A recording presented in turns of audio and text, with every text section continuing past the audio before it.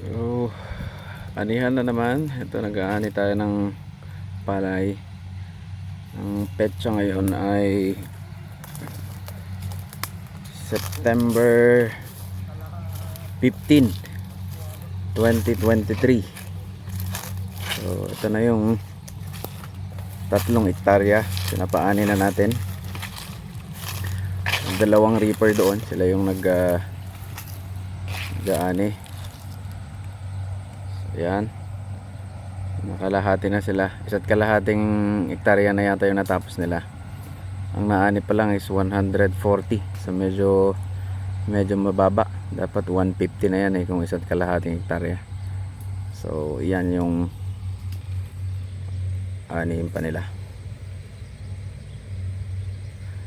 Medyo green pa yung iba, kaya lang sabi kasi pwede na, kasi baka may dumating na naman na bagyo, tapos parating umuulan, kaya mas okay na anihin na lang to kaysa abutan pa ng masamang panahon.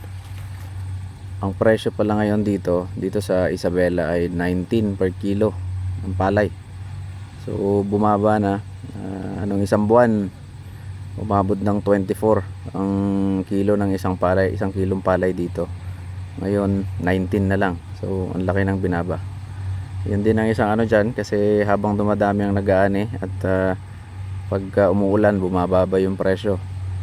So minsan umaabot pa ng 17. Pagka ganun presyo, lugi ka na talaga So ayan na. Sana humabol to, natitira na to. May 1.5 hektarya pa to.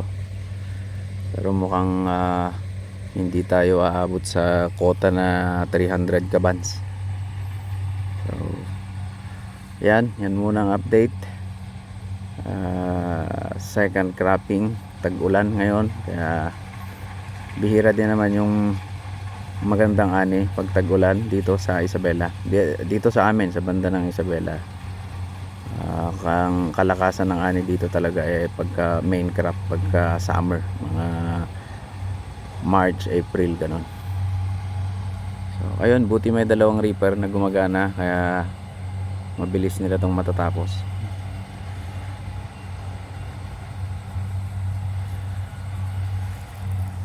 Tignan natin dito, medyo madami pa talagang green sayang, kaya lang ganun talaga habang magandang panahon gaani na.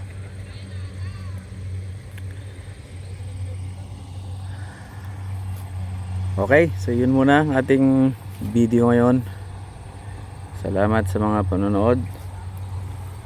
Salamat sa mga nanonood. Update ulit tayo sa susunod. Salamat at mag-ingat tayong lahat.